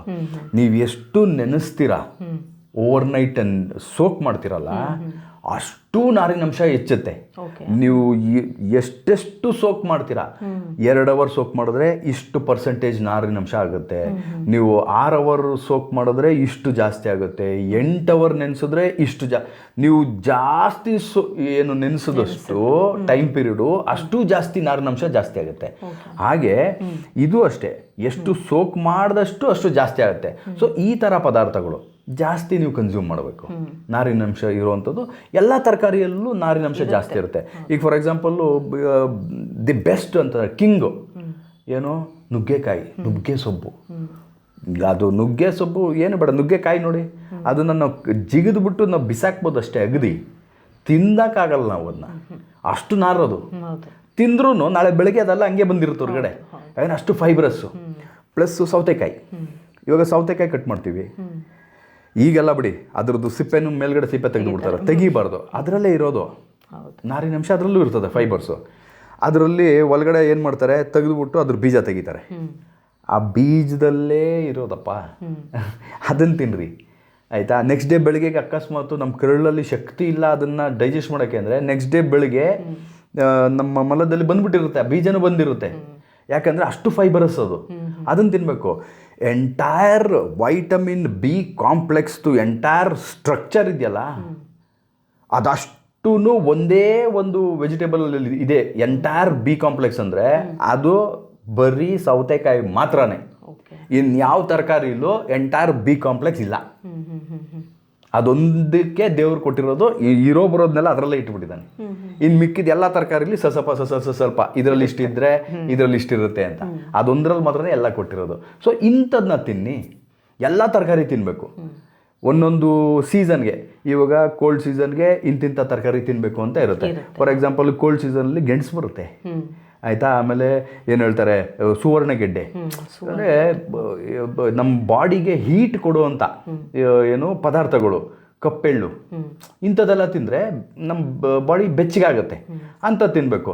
ಸಮ್ಮರ್ ಸೀಸನಲ್ಲಿ ನೋಡಿ ಭಗವಂತ ಇದು ಮಾಡಿದ್ದಾನೆ, ಕಲ್ಲಂಗಡಿ ಹಣ್ಣು ಮಾಡಿದ್ದಾನೆ, ಮೆಲನ್ಸು, ಎಲ್ಲ ಥರದ್ದು, ಆರೆಂಜು, ಇದೆಲ್ಲ ಏನು ನೀರಿನಂಶ ಇರುವಂಥದ್ದು, ನಮ್ಮ ಬಾಡಿ ಕೂಲ್ ಆಗುವಂಥದ್ದು. ಸೊ ಅಂಥದ್ದು ತಿನ್ನಿ. ಸೊ ಪ್ರಕೃತಿಗೆ ನಾವು ಅನುಸಾರವಾಗಿ ಆ ರೀತಿಯಲ್ಲಿ ಯಾವ್ಯಾವ ಒಂದು ವೆಜಿಟೇಬಲ್ಸ್ ಇರ್ಬೋದು ಅಥವಾ ಫ್ರೂಟ್ಸ್ ಇರ್ಬೋದು, ಅಂಥದ್ದನ್ನ ತಿಂದರೆ ನಮ್ಮ ದೇಹನ ತುಂಬ ಚೆನ್ನಾಗಿ ಕಾಪಾಡುತ್ತೆ. ಯಾವಾಗ ನಾವು ಅದಕ್ಕೆ ವಿರುದ್ಧವಾಗಿ ಹೋಗ್ತೀವಲ್ಲ ಆವಾಗಲೇ ಎಲ್ಲ ಎಡವಟ್ಟು ಮಾಡ್ಕೊಳ್ಳೋದು. ಹಾಗೆ ಈ ದ್ವಿದಳ ಧಾನ್ಯಗಳು ಅಂತ ನಾವು ಕರಿತೀವಿ ಸರಿ, ಬೀನ್ಸ್ ಆಗಿರ್ಬೋದು, ಮಸೂರ ಆಗಿರ್ಬೋದು, ಇಂಥವಲ್ಲ, ಇವು ನಮ್ಮ ಒಂದು ದೇಹಕ್ಕೆ ಎಷ್ಟು ಮಟ್ಟಿಗೆ ಬೇಕಾಗುತ್ತೆ ಅಂತ ಈಗ ನಾವು ಮಾತಾಡಿದ್ವಿ. ಓಕೆ, ಎಲ್ಲ ದವಸ ಧಾನ್ಯದಲ್ಲಿ ಎಲ್ಲ ಥರದ್ದು ಪೌಷ್ಟಿಕಾಂಶತೆ ಇರೋದಿಲ್ಲ, ಒಂದರಲ್ಲಿದ್ದರೆ ಇನ್ನೊಂದರಲ್ಲಿ ಇರೋಲ್ಲ. ಸೊ ಅದಕ್ಕೇನು ಮಾಡ್ತಾರೆ, ಕಾಳುಗಳು, ಎಸ್ಪೆಷಲಿ ದ್ವಿದಳ ಧಾನ್ಯಗಳು ಅಂತಂದರೆ ಕಾಳು, ಬಟಾಣಿ ಆಗ್ಬೋದು, ಓಕೆ, ಎಲ್ಲ ಥರದ್ದು ಡಿಫ್ರೆಂಟ್ ಕಾಳುಗಳು ಇರ್ಬೋದು. ಓಕೆ, ಬ್ಲ್ಯಾಕ್ ಐಡ್ ಬೀನ್ಸ್ ಅಂತ ಹೇಳ್ತಾರೆ, ಡಬಲ್ ಬೀನ್ಸ್ ಅಂತ ಹೇಳ್ತಾರೆ, ಕಿಡ್ನಿ ಬೀನ್ಸ್ ಅಂತ ಹೇಳ್ತಾರೆ. ಸೊ ನೋಡಿ, ಕಿಡ್ನಿ ಬೀನ್ಸ್ ಅಂತ ನಾವು ಮಾತಾಡಿದಾಗ ಅದು ನಮ್ಮ ಕಿಡ್ನಿ ಶೇಪಲ್ಲೇ ಇರ್ತದೆ. ಅದನ್ನು ತಿಂದರೆ ನಮ್ಮ ಕಿಡ್ನಿಗೆ ಆ್ಯಕ್ಚುಲಿ ಅದು ಹೆಲ್ಪ್ ಮಾಡುತ್ತೆ. ನಮ್ಮ ಕಿಡ್ನಿನ ಕಾಪಾಡೋದಕ್ಕೆ, ನಮ್ಮ ಕಿಡ್ನಿ ಫಂಕ್ಷನ್ನ ತುಂಬ ಚೆನ್ನಾಗಿ ಮಾಡೋದಕ್ಕೆ ಹೆಲ್ಪ್ ಮಾಡುತ್ತೆ. ಅದಕ್ಕೆ ಹೆಸರು ಅದನ್ನೇ ಕೊಟ್ಟಿದ್ದಾರೆ ನೋಡಿ, ಕಿಡ್ನಿ ಬೀನ್ಸ್ ಅಂತಾನೆ, ಅದಕ್ಕೆ ಹೆಲ್ಪ್ ಆಗಲಿ ಅಂತ, ಅದು ರೆಪ್ರೆಸೆಂಟ್ ಮಾಡುತ್ತೆ ಅಂತ. ಸೊ ಹಾಗೆ ಒಂದೊಂದು ಈ ಥರ ಧಾನ್ಯಗಳಲ್ಲಿ ಪರ್ಟಿಕ್ಯುಲರ್ ನ್ಯೂಟ್ರಿಯೆಂಟ್ಸು ಡಿಫ್ರೆಂಟ್ ಇರೋದ್ರಿಂದ ನಾವು ಎಲ್ಲದನ್ನು ಮಿಶ್ರಣ ಮಾಡಿಕೊಂಡು ಎಲ್ಲ ಒಂದೇ ದಿವಸ ತಿನ್ನೋಕ್ಕಲ್ಲ, ಕರೆಕ್ಟ್ ಅಲ್ವಾ? ಸೊ ಅದಕ್ಕೆ ನೋಡಿ ಭಗವಂತನು ಒಂದೊಂದು ಪೌಷ್ಟಿಕಾಂಶತೆನ ಒಂದೊಂದರಲ್ಲಿ ಇಟ್ಟಿರೋದು ಏನಕ್ಕೆ ಅಂದರೆ ಎಲ್ಲದನ್ನೂ ಅನುಭವಿಸ್ಲಿ ಮನುಷ್ಯ, ಒಂದೊಂದು ಕಾಲದಲ್ಲಿ ಒಂದೊಂದು ತಿನ್ನಲಿ. ಇದೇ ಕಾರಣಕ್ಕೇ ನೇಚರ್ನ ಈ ಥರ ಸೃಷ್ಟಿ ಮಾಡಿಕೊಟ್ಟಿರೋದು. ಸೊ ನಾವೇನು ಮಾಡ್ತಾ ಇದ್ವಿ, ನೇಚರ್ನೇ ಎಲ್ಲ ಕಂಪ್ಲೀಟಾಗಿ ಬಿಟ್ಬಿಟ್ಟು ಒಂದು ಹಾದಿಯಲ್ಲಿ ಮಾತ್ರ ಈಗ ಹೋಗ್ತಾ ಇದೆ. ಆವಾಗಲೇ ಮಾತಾಡಿದ್ರಿ, ಬರೀ ಮಾಂಸನೇ ತಿಂತಾ ಇರ್ತಾರೆ ಅಂತ ಅಂದ್ಬಿಟ್ಟು. ನೋಡಿ, ಬರೀ ಮಾಂಸ ತಿಂದರೆ ಏನಾಗುತ್ತೆ ಅಂತ ಹೇಳಿದೆ, ಕಾನ್ಸ್ಟಿಪೇಷನ್ನು, ಅವ್ರಿಗೆ ಆಗೋವಂಥ ಕ್ಯಾನ್ಸರ್ಗೆ ಅದು ಏನು ದಾರಿ ಮಾಡಿಕೊಡುತ್ತೆ ಅಲ್ವಾ? ಅದೇ ಥರನೇ ಈ ಧಾನ್ಯಗಳು ಅಷ್ಟೇ. ಒಂದು ದಿವಸ ನೀವು ಬಟಾಣಿ ತಿಂದ್ರಿ, ಬಟಾಣಿದು ಯಾವುದೋ ಒಂದು ಏನು ಪದಾರ್ಥ ಮಾಡ್ಕೊಂಡು ತಿಂದ್ರಿ, ಇನ್ನೊಂದು ದಿವಸ ಕಡಲೆಕಾಳ್ದು ಯಾವುದೋ ಒಂದು ಪದಾರ್ಥ ಮಾಡ್ಕೊಂಡು ತಿಂದ್ರಿ, ಇನ್ನೊಂದು ದಿವಸ ಡಬಲ್ ಬೀನ್ಸ್ ಮಾಡ್ಕೊಂಡು ತಿಂದ್ರಿ, ಇನ್ನೊಂದು ದಿವಸ ಕಿಡ್ನಿ ಬೀನ್ಸ್ ಮಾಡ್ಕೊಂಡು ತಿಂದ್ರಿ. ಹಾಗೆ ಒಂದೊಂದು ದಿವಸ ಒಂದೊಂದು ಪದಾರ್ಥ ಮಾಡ್ಕೊಂಡ್ರೆ ಒಂದೊಂದು ದಿವಸ ಅದ್ರದ್ದು ನ್ಯೂಟ್ರಿಯೆಂಟ್ಸು ನೀವು ಕನ್ಸ್ಯೂಮ್ ಮಾಡ್ತೀರಾ. ನಮ್ಮ ದೇಹಕ್ಕೆ ಏನು ಬೇಕೋ ಒಂದೊಂದು ದಿವಸನೂ ಡಿಫ್ರೆಂಟ್ ನ್ಯೂಟ್ರಿಯೆಂಟ್ಸ್ ಹೋದಾಗ ನಮ್ಗೆ ಯಾವುದೇ ಥರದ ಡೆಫಿಷಿಯನ್ಸಿ ಆಗೋದಿಲ್ಲ. ಬಾಡಿಯಲ್ಲಿ ಮೇಜರಾಗಿ ನ್ಯೂಟ್ರಿಯೆಂಟ್ ಡೆಫಿಷಿಯನ್ಸಿ ಆದ್ರೇ ಹೆಚ್ಚು ಕಡಿಮೆ ಆಗೋದು. ನಾವು ಆಸ್ಪತ್ರೆಗೆ ಹೋಗೋದೇ ಡೆಫಿಷಿಯನ್ಸಿ ಆದರೆ ಮಾತ್ರ. ಸುಮ್ಮನೆ ನಾವು ಹಾಸ್ಪಿಟ್ಲಿಗೆ ಹೋಗೋದಿಲ್ಲ. ರೋಗ ಬರೋದು ಅಷ್ಟೇ ಡೆಫಿಷಿಯನ್ಸಿ ಆದಾಗ. ನಮಗೆ ಜ್ವರ ಯಾಕೆ ಬರುತ್ತೆ? ನಮ್ಮ ಇಮ್ಯೂನ್ ಸಿಸ್ಟಮ್ಮು ವೀಕ್ ಆದಾಗ. ಇಮ್ಯೂನ್ ಸಿಸ್ಟಮ್ ಯಾಕೆ ವೀಕ್ ಆಗುತ್ತೆ ಅಂದರೆ ಈ ಡೆಫಿಷಿಯನ್ಸೀಸ್ ಕ್ರಿಯೇಟ್ ಆದಾಗ. ಹಾಗಾಗಿ ಡಿಫ್ರೆಂಟು ನೀವು ಹೇಳಿದಾಗ ಈ ದ್ವಿದಳ ಧಾನ್ಯಗಳು ಯಾವಾಗ ಇಂಥವೆಲ್ಲ ಮಿಶ್ರಣ ಮಾಡಿ ನಾವು ತಿಂದೇ ಹೋದಾಗ ಒಂದೊಂದೇ ಡೆಫಿಷಿಯನ್ಸಿ ಕ್ರಿಯೇಟ್ ಆಗುತ್ತೆ. ನಮ್ಗೆ ಅದಕ್ಕೆ ತಕ್ಕನಾಗೆ ಯಾವುದಾದ್ರೂ ಒಂದು ಇಲ್ನೆಸ್ ನಮಗೆ ಬರುತ್ತೆ. ಆವಾಗ ಹಾಸ್ಪಿಟ್ಲಿಗೆ ಹೋಗೋ ಅನಿವಾರ್ಯ ಆಗುತ್ತೆ. ಆಮೇಲೆ ನಾವೀಗ ಮಾತಾಡ್ತೀವಿ, ಕೆಲವರಿಗೆ ಕೊಬ್ಬಿನಾಂಶ ಜಾಸ್ತಿ ಆಯಿತು, ಹಾರ್ಟ್ ಅಟ್ಯಾಕು ಮತ್ತೊಂದು ಕಾಯಿಲೆ ಬರ್ತಾ ಇರುತ್ತೆ ಅಂತ ಹೇಳ್ತೀವಿ. ಈ ಕೊಬ್ಬಿನಾಂಶ ಅಂದರೆ ನಮ್ಮ ದೇಹದಲ್ಲಿ ಗುಡ್ ಫ್ಯಾಟು ಮತ್ತು ಬ್ಯಾಡ್ ಫ್ಯಾಟ್ ಅಂತ ನಾವು ಹೇಳ್ತೀವಿ. ಅವೆರಡರ ವ್ಯತ್ಯಾಸ ಯಾವುದು? ಯಾವ್ದು ತಿಂದರೆ ನಮಗೆ ಕೊಬ್ಬಿನಾಂಶ ಉತ್ತಮವಾದಂಥ ಗುಡ್ ಫ್ಯಾಟ್ ಯಾವ್ದು ಬರುತ್ತೆ, ಬ್ಯಾಡ್ ಅಂದರೆ ಯಾವುದು ಅಂತ ನೋಡಿ ಮೇಡಮ್. ನಾನು ಹೇಳ್ಬೇಕು ಅಂತಂದರೆ 5 ಥರ ಫ್ಯಾಟ್ಸ್ ಇದೆ. ಓಕೆ, ಯಾಕಂದರೆ ಎಷ್ಟೋ ಜನರಿಗೆ ಯಾವ್ದು ಗುಡ್ಡು ಯಾವ್ದು ಬ್ಯಾಡು, ತಿನ್ನಬೇಕೋ ಬೇಡವೋ, ಕೊಬ್ಬಿನಾಂಶನೇ ಜಾಸ್ತಿ ಇರುತ್ತೆ ತಿನ್ನಬಾರ್ದೇನೋ, ಈ ಥರ ಎಷ್ಟೋ ಒಂದು ಮೈಂಡ್ಸೆಟ್ ಇರುತ್ತೆ. ಹೌದು. ನೋಡಿ 5 ಥರ ಫ್ಯಾಟ್ ಅಂತ ಹೇಳಿದೆ. ಇವಾಗ ಊಟದಲ್ಲಿ ನಾವು ಕನ್ಸಿಡರ್ ಮಾಡಿದಾಗ ಪಾಲಿಸ್ಯಾಚುರೇಟೆಡು, ಅನ್ಸ್ಯಾಚುರೇಟೆಡು, ಮೋನೋಸ್ಯಾಚುರೇಟೆಡು ಈ ಥರದೆಲ್ಲ ಫ್ಯಾಟ್ಸ್ ಇದೆ. ಓಕೆ, ಅನ್ಸ್ಯಾಚುರೇಟೆಡ್ಡು ಮತ್ತು ಟ್ರಾನ್ಸ್ ಫ್ಯಾಟ್ ಅಂತ ಏನು ಹೇಳ್ತಾರೆ, ಇದೆರಡು ಸ್ವಲ್ಪ ಡೇಂಜರಸ್. ಓಕೆ, ಇದನ್ನ ಕನ್ಸ್ಯೂಮ್ ಮಾಡಿದ್ರೆ ಡೆಫಿನೆಟ್ಲಿ ನಮ್ಮ ಆರ್ಟ್ರೀಸಲ್ಲಿ ಬ್ಲಾಕೇಜಸ್ ಆಗೋದು ಇವೆಲ್ಲ ಜಾಸ್ತಿ ಆಗುತ್ತೆ. ಎಸ್ಪೆಷಲಿ ಟ್ರಾನ್ಸ್ ಫ್ಯಾಟ್ ಅಂತ ಏನು ಹೇಳ್ತಾರಲ್ಲ, ಅದು ಮೋಸ್ಟ್ ಡೆಡ್ಲಿಯೆಸ್ಟು. ಅದು ಟಾಕ್ಸಿಕ್ ಅಂತ ಹೇಳ್ಬೋದು. ಇದು ಯಾವುದರಿಂದ ಕ್ರಿಯೇಟ್ ಆಗುತ್ತೆ ಅಂದರೆ ರ್ಯಾನ್ಸಿಡ್ ಆಯಿಲಲ್ಲಿ ಕುಕ್ ಮಾಡಿದ್ರೆ. ಫಾರ್ ಎಕ್ಸಾಂಪಲ್ ಚಿಪ್ಸ್ ತಿಂತಾರಲ್ಲ, ಇಲ್ಲಿ ಹೊರಗಡೆ ಎಲ್ಲ ರೋಡ್ ಸೈಡಲ್ಲಿ ಚಿಪ್ಸ್ ಮಾಡ್ತಾರೆ. ಎಲ್ಲೇ ಚಿಪ್ಸ್ ಮಾಡಲಿ, ಅದು ಬೆಸ್ಟ್ ಆಫ್ ದಿ ಮ್ಯಾನುಫ್ಯಾಕ್ಚರಿಂಗ್ ಕಂಪನಿಲಿ ಚಿಪ್ಸ್ ಮಾಡಿರಲಿ, ಯಾರು ಹೋಗಿ ಅಲ್ಲಿ ಮ್ಯಾನುಫ್ಯಾಕ್ಚರಿಂಗ್ ಕಂಪನಿಲಿ ಹೋಗಿ ನೋಡಿಲ್ಲ ಎಂಥ ಎಣ್ಣೆ ಯೂಸ್ ಮಾಡ್ತಾ ಇದ್ದಾರೆ ಅವರು ಚಿಪ್ಸ್ ಮಾಡೋಕ್ಕೆ ಅಂತ. ಎಷ್ಟು ಸಲ ರೀಯೂಸ್ ಮಾಡಿದ್ದಾರೆ ಆ ಎಣ್ಣೆ ಅಂತ ಯಾರು ಹೋಗಿ ಚೆಕ್ ಮಾಡಿರೋಲ್ಲ.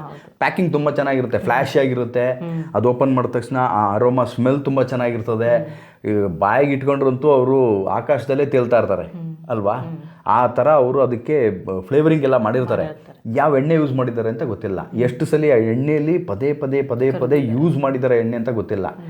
ಆ ಎಣ್ಣೆ ಇದೆಯಲ್ಲ ಅದನ್ನು ರ್ಯಾನ್ಸಿಡ್ ಅಂತ ನಾನು ಹೇಳ್ತಾ ಇರೋದು. ಅದು ಟ್ರಾನ್ಸ್ ಫ್ಯಾಟ್ ಅದು ಡೇಂಜರಸ್ ಆಯಿಲ್.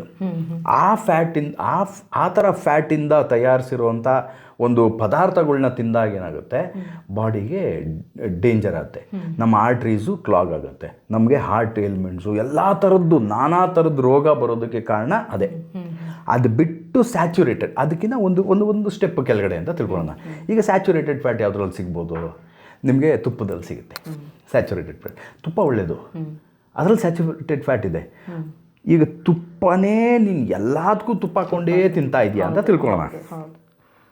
ನೀವು ನೋಡಬೇಕಾಗಿರೋದೇನೆಂದರೆ, ಓಕೆ ಎಲ್ಲ ನೀನು ತುಪ್ಪ ಹಾಕ್ಕೊಂಡು ತಿಂತಾ ಇದೆಯಾ, ಅದಕ್ಕೆ ಅನುಗುಣವಾಗಿ ಅದಕ್ಕೆ ಸರಿಸಮವಾಗಿ ನೀನು ಬೇರೆ ಪದಾರ್ಥಗಳು ಇದೆಯಲ್ಲ, ಅನ್ನ ಇರ್ಬೋದು, ಅದನ್ನು ನೀನು ಕಂಪ್ಲೀಟಾಗಿ ಕಡಿಮೆ ಮಾಡಿ, ನಾನು ಹೇಳ್ದಂಗೆ ಒಂದು ಮುಷ್ಟಿ ಅರ್ಧ ಮುಷ್ಟಿ ಅನ್ನ ತಿಂತಾ ಇದೆಯಾ, ತುಪ್ಪ ಎಲ್ಲದಕ್ಕೂ ಹಾಕ್ಕೊಳ್ತಾ ಇದೆಯಾ, ಆ್ಯಬ್ಸಲ್ಯೂಟ್ಲಿ ಫೈನ್, ನಿನಗೆ ಯಾವುದೇ ಥರದ ತೊಂದರೆ ಮಾಡಲ್ಲ. ನೀನು ಎಲ್ಲದಕ್ಕೂ ತುಪ್ಪ ಹಾಕ್ಕೊಳ್ತಾ ಇದೆಯಾ, ಅನ್ನನೂ ಒಳ್ಳೆ ಅಂಡೆಗಟ್ಟಲೆ ತಿಂತಾ ಇದೆಯಾ ಅಂದರೆ ಈ ಒಂದು ಒಂದು ಒಂದು ಬೆರಳಷ್ಟು ತುಪ್ಪ ಕೂಡ ನಿನ್ನನ್ನು ಸರ್ವನಾಶ ಮಾಡಿಬಿಡುತ್ತೆ.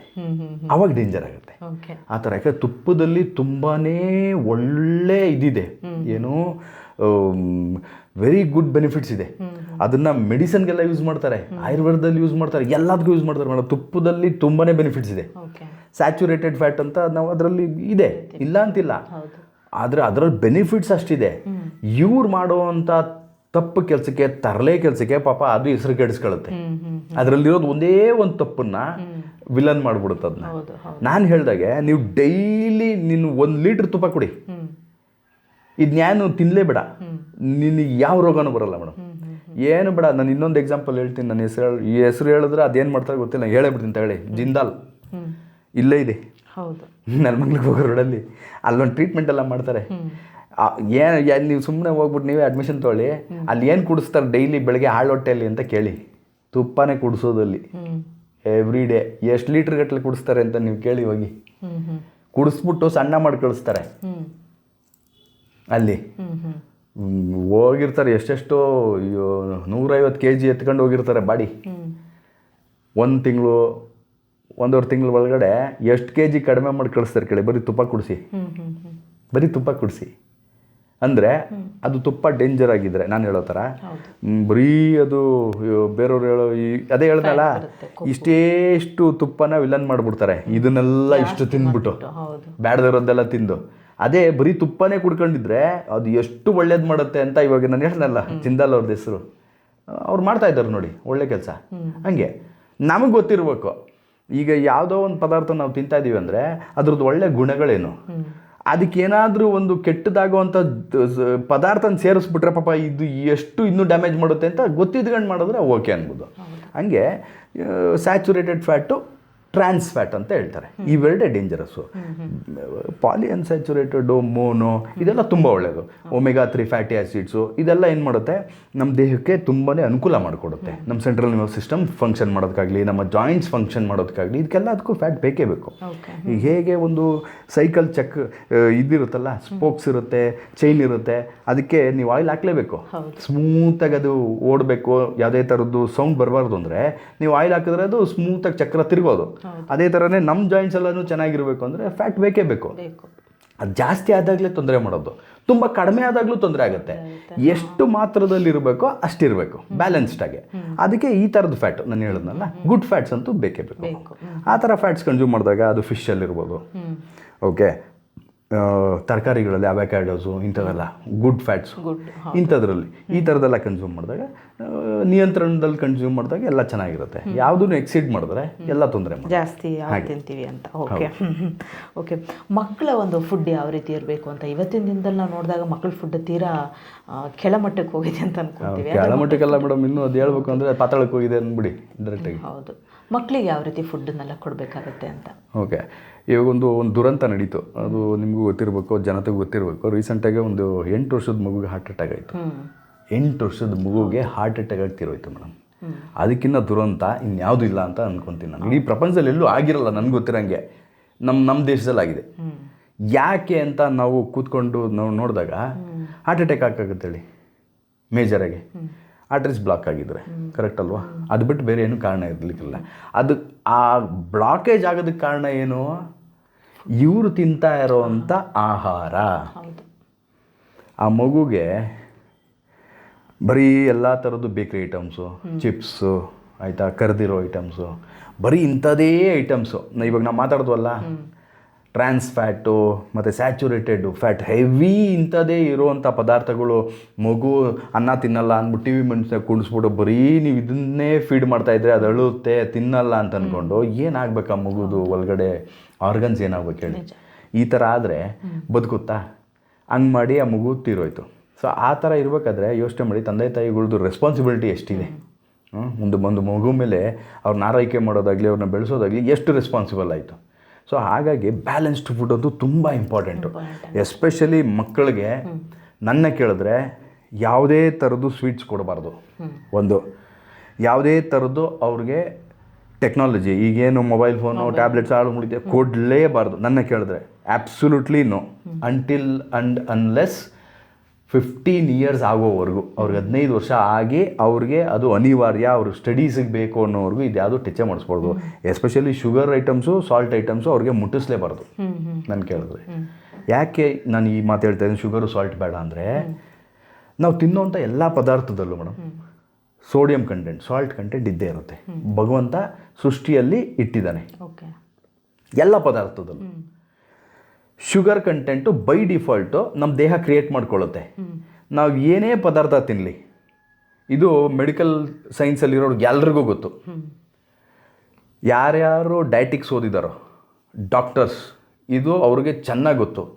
ನಾವು ಏನೇ ಪದಾರ್ಥನೆತ್ತು ಬಾಯಿಗೆ ಹಾಕ್ಕೊಳ್ತೀವೋ ನಮ್ಮ ಒಂದು ಶರೀರಕ್ಕೆ ಅದನ್ನು ಗ್ಲೂಕೋಸ್ ಆಗಿ ಕನ್ವರ್ಟ್ ಮಾಡ್ಕೊಳ್ಳೋವಂಥ ಎಬಿಲಿಟಿ ಇದೆ ಅಂತ ಇವರೆಲ್ರಿಗೂ ಗೊತ್ತು. ನಾವು ಏನಾದ್ರು ತಿನ್ನಲಿ ಅದನ್ನು ಅಲ್ಟಿಮೇಟಾಗಿ ಎಂಡ್ ಪ್ರಾಡಕ್ಟಾಗಿ ಗ್ಲೂಕೋಸ್ ಆಗಿ ಕನ್ವರ್ಟ್ ಮಾಡಿಕೊಂಡು ನಮ್ಮ ದೇಹ ಯೂಸ್ ಮಾಡ್ಕೊಳ್ಳುತ್ತೆ. ಯಾಕೆ ಅಂದರೆ ಎನರ್ಜಿ ಸಿಸ್ಟಮಿಗೆ ಬೇಕಾಗಿರೋದೇ ಅಲ್ಟಿಮೇಟಾಗಿ ಅದೇ. ನಮ್ಮ ಗಾಡಿ ಓಡಬೇಕು, ಈ ದೇಹದ ಗಾಡಿ ಓಡಬೇಕು ಅಂದರೆ ಅದೇ ಬೇಕಾಗಿರೋದು. ನಾವು ಏನು ತಿಂದರೂ ಅದನ್ನು ಕನ್ವರ್ಟ್ ಮಾಡ್ಕೊಳ್ಳೋ ಎಬಿಲಿಟಿ ಅದಕ್ಕೆ ಗೊತ್ತು. ಆದರೆ ನಾವು ಅದು ಮಾಡ್ತಾ ಇಲ್ಲ. ನಾವು ಸಿಂಪ್ಲೆಸ್ಟ್ ವೇನೇ ಕೊಡ್ತಾ ಇದ್ದೀವಿ ಅವ್ರಿಗೆ. ಯಾಕೆಂದರೆ ನಾವು ಅಭ್ಯಾಸ ಮಾಡಿಸ್ತಾ ಇದ್ದೀವಿ. ನಾನು ಇದೇ ಕೊಡ್ತೀನಿ ನಿನಗೆ, ನೀನು ಇದನ್ನೇ ಯೂಸ್ ಮಾಡು ಅಂತ. ನಮ್ಮ ದೇಹಕ್ಕೆ ಕಷ್ಟ ಕೊಡ್ತಾ ಇಲ್ಲ. ನೀನು ಇದನ್ನು ಮುರಿದು ನಿನಗೇನು ಬೇಕೋ ಅದನ್ನು ನೀನು ತಯಾರು ಮಾಡ್ಕೊ ಅಂತ ನಾವು ಹೇಳ್ತಾ ಇಲ್ಲ. ನಿನಗೆ ತಯಾರಾಗಿರೋದೇ ತಗೊಂಬಂದು ನಿನ್ನ ಬಾಯಿಗೆ ಇಡ್ತೀನಿ ತಗೋ ಅಂತ ನಾವು ಹೇಳ್ತಾ ಇದ್ದೀವಿ.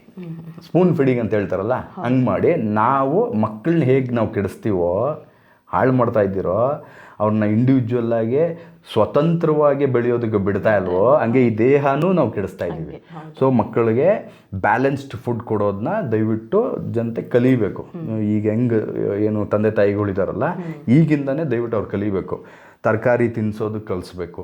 ಅವ್ರು ಏನೇ ಹಠ ಮಾಡಲಿ, ದಯವಿಟ್ಟು ನೀವು ಹಠ ಮಾಡಿ ಅವ್ರಿಗೆ ವಿತೌಟ್ ಫೇಲ್ ತರಕಾರಿ, ಸೊಪ್ಪು, ತರಕಾರಿ, ಹಣ್ಣು ಇದೆಲ್ಲ ತಿನ್ನಿಸಿ. ಅದ್ರ ಜೊತೆಯಲ್ಲಿ ಅವ್ರಿಗೆ ನೀವು ನಾನ್ ವೆಜಿಟೇರಿಯನ್ ಆದರೆ ನಾನು ಹೇಳ್ದಂಗೆ ಪ್ಯಾಸ್ಚರೈಸ್ಡ್ ಮೀಟ್ ಹುಡ್ಕೊಂಡೋಗಿ ತೊಗೊಂಬಂದು ತಿನ್ನಿಸಿ.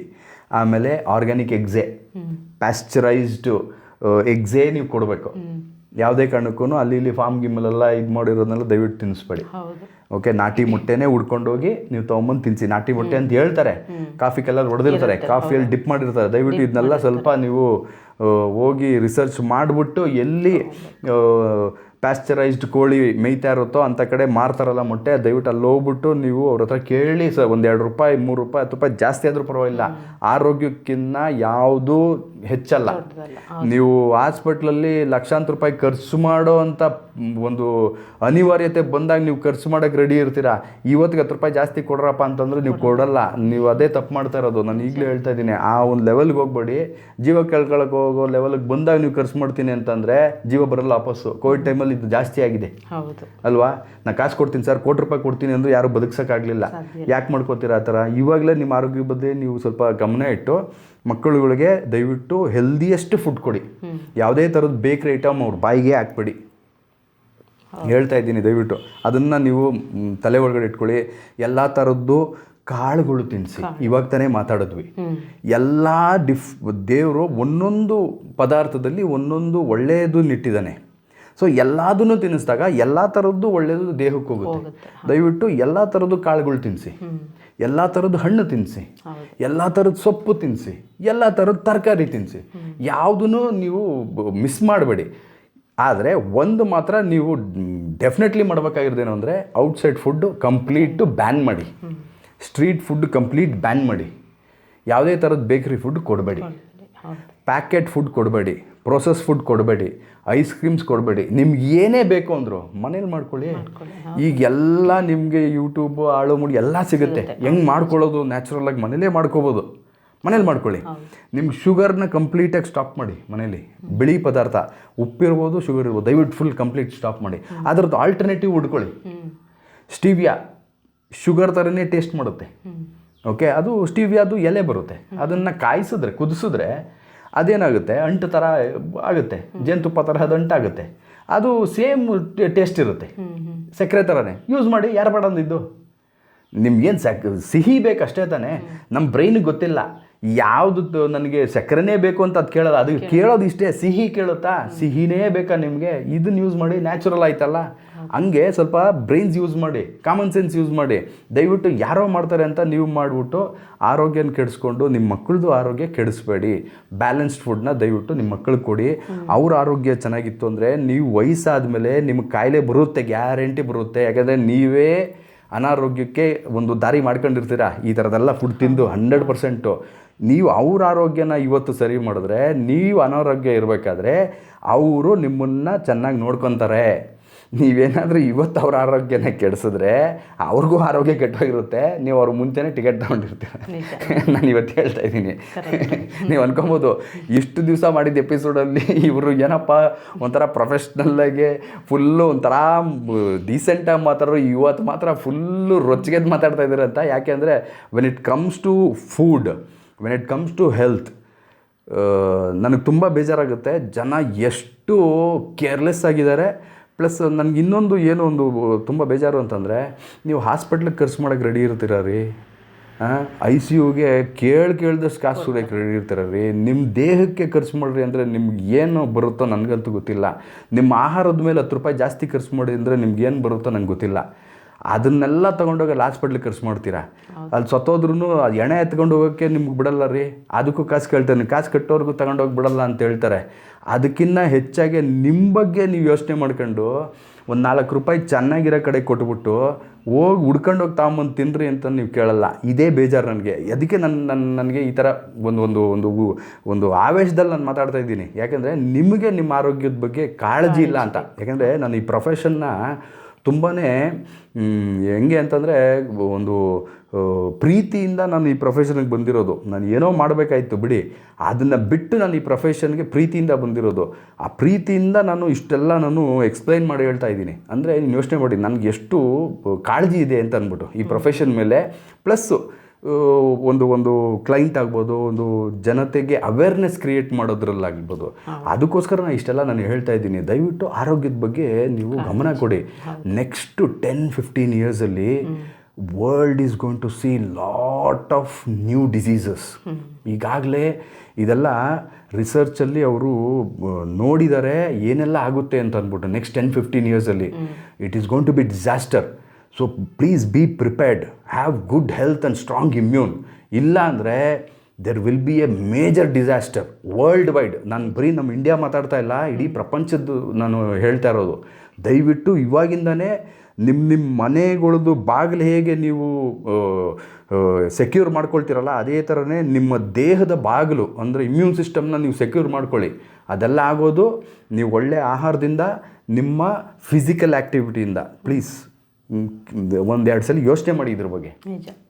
ಓಕೆ ಸರ್, ಸುಮಾರು ವಿಚಾರ ನೀವು ಮಾತಾಡಿದ್ರೆ. ಇವತ್ತಿನ ಆಹಾರ ಪದ್ಧತಿಯಲ್ಲಿ ಸಮತೋಲಿತವಾದಂಥ ಆಹಾರ ಹೆಂಗಿರಬೇಕು, ಯಾವುದೋ ಒಂದನ್ನೇ ನಾವು ತಿಂತಾ ಇರಬಾರ್ದು, ಬೇರೆ ಬೇರೆ ಆಹಾರಗಳನ್ನ ತಿನ್ನಬೇಕು ಅನ್ನೋದ್ರ ಬಗ್ಗೆ. ಹಾಗೆ ನಾವು ಯಾವ್ಯಾವ ಸಂದರ್ಭದಲ್ಲಿ ಯಾವ್ಯಾವ ಆಹಾರಗಳನ್ನ ತಿನ್ನಬೇಕು ಅಂದರೆ ಬೆಳಿಗ್ಗೆ ಇರ್ಬೋದು, ಮಧ್ಯಾಹ್ನ, ಸಂಜೆ, ಆಮೇಲೆ ಕೆಲವರು ಡಯಟ್ ಮಾಡೋರು ಇರ್ತಾರೆ. ಈ ಥರದ್ದೆಲ್ಲ ವಿಚಾರಗಳಿರುತ್ತೆ. ಇದ್ರ ಬಗ್ಗೆ ನಾವು ಮುಂದಿನ ಸಂಚಿಕೆಯಲ್ಲಿ ಮಾತಾಡೋಣ ಸರ್. ಧನ್ಯವಾದಗಳು. Thank you madam. ಎಸ್ ವೀಕ್ಷಕರು, ಈಗಾಗಲೇ ನೀವು ನೋಡಿದ್ರಿ ನಮ್ಮ ಆಹಾರ ಪದ್ಧತಿ ಹೇಗಿರಬೇಕು, ಜೊತೆಗೆ ನಮ್ಮ ದ್ವಿದಳ ಧಾನ್ಯಗಳಾಗಿರ್ಬೋದು, ನಮ್ಮ ಸಮತೋಲಿತವಾದಂತಹ ಆಹಾರ ಪದ್ಧತಿ ಇದ್ರೆ ಮಾತ್ರ ಉತ್ತಮವಾದಂತಹ ಜೀವನವನ್ನು ನಾವು ನಡೆಸಲಿಕ್ಕೆ ಸಾಧ್ಯ. ಜೊತೆಗೆ ಯಾವುದೇ ರೋಗ ಬರದಂತೆ ನಾವು ತಡೆಗಟ್ಬೋದು. ಜೊತೆಗೆ ಮಕ್ಕಳಿಗೆ ಇವತ್ತು ಕೊಡ್ತಾ ಇರುವಂಥ ಸ್ಟ್ರೀಟ್ ಫುಡ್ ಆಗಿರ್ಬೋದು, ಬೇರೆ ಬೇರೆ ಆಹಾರಗಳನ್ನ ನೀವು ಬೇಗ ಆಗಲಿ ಅನ್ನೋ ರೀತಿಯಲ್ಲಿ ಕೊಡ್ತೀರಾ. ಸೊ ಇದರಿಂದ ಏನೆಲ್ಲ ಎಫೆಕ್ಟ್ಗಳಾಗುತ್ತೆ ಅನ್ನೋದ್ರ ಬಗ್ಗೆ ಮಾತನಾಡಿದ್ರು. ಹಾಗೆ ಮುಂದಿನ ಸಂಚಿಕೆಯಲ್ಲಿ ನಿಮಗೆ ಇನ್ನಷ್ಟು ವಿಚಾರ ಹೇಳ್ತಾರೆ. ಯಾಕಂದರೆ ಇವತ್ತಿನ ಆಹಾರ ಪದ್ಧತಿ ನಮಗೆ ಒಂದು ವಾರ ಆಗಿರ್ಬೋದು, ಒಂದು ವಾರದಲ್ಲಿ ನಾವು ಏನೇನನ್ನು ತಿನ್ನಬೇಕಾಗುತ್ತೆ. ಯಾಕಂದರೆ ಸುಮಾರು ವಿಚಾರ ಹೇಳಿದ್ರೆ ನಿಮಗೆ ಧಾನ್ಯಗಳಿರ್ಬೋದು, ತರಕಾರಿ, ಹಣ್ಣು, ಆಮೇಲೆ ಮಾಂಸ ಇರ್ಬೋದು, ಇವನ್ನೆಲ್ಲವನ್ನು ಯಾವ್ಯಾವ ಪ್ರಮಾಣದಲ್ಲಿ ನಾವು ಎಷ್ಟೆಷ್ಟು ಪ್ರಮಾಣದಲ್ಲಿ ತಿನ್ನಬೇಕಾಗುತ್ತೆ ಅನ್ನೋದ್ರ ಬಗ್ಗೆ ಮುಂದಿನ ಸಂಚಿಕೆಯಲ್ಲಿ ವಿವರಿಸ್ತಾರೆ. ಧನ್ಯವಾದಗಳು.